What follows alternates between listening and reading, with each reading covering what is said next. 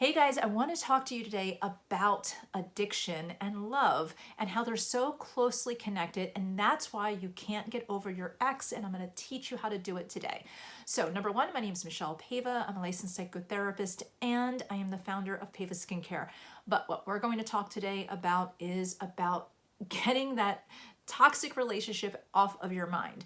So why is it that even if you break up with somebody, even when you're the one that wanted to break up with someone, that you keep them on your mind? And why do so many people go back to a toxic relationship over and over again? And it's exactly because they're like an addiction.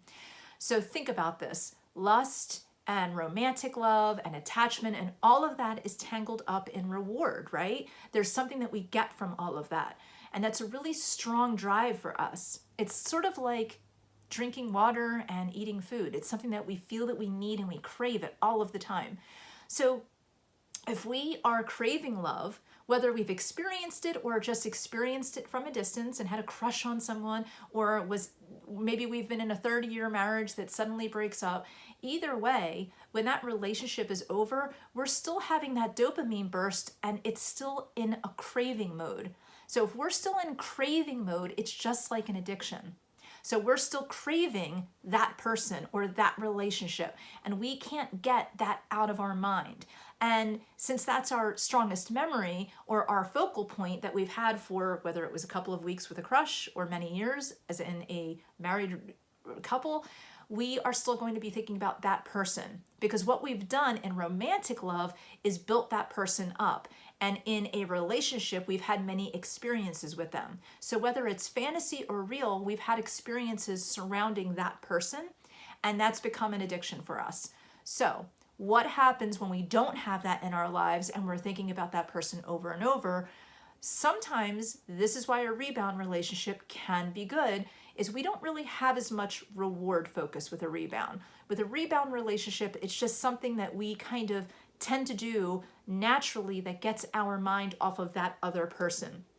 You've heard the sentence, single and ready to mingle. That's usually said by people who are suffering, right? So we see people that have a breakup and they quickly go out and they start dating someone, and we warn them, watch out, it's a rebound. And sometimes people don't really know what that means of it's a rebound. We just see it as a less serious relationship. But what it really does, it's a relationship that we don't take as seriously. We're not as invested in it because we're already so invested in someone else. So that relationship kind of sets the switch. It's like a reset on how we feel. Now, you can get that without having a rebound relationship. You don't have to actually use somebody or hurt somebody in the name of getting over someone else. You can actually just start doing something else, having a different hobby, going out with friends, finding different ways to initiate joy and bliss in your life that don't have to do with that other person or hurting someone else. So understand that if you're feeling like you are in an addiction with the love that you lost, you are.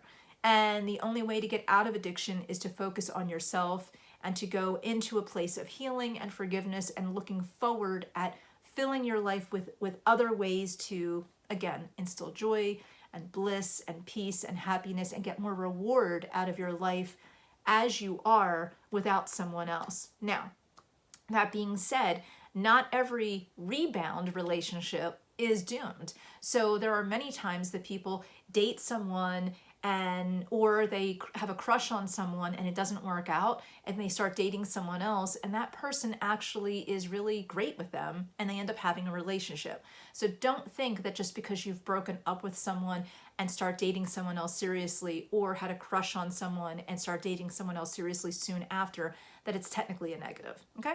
So there you go. That's why your love feels like an addiction, because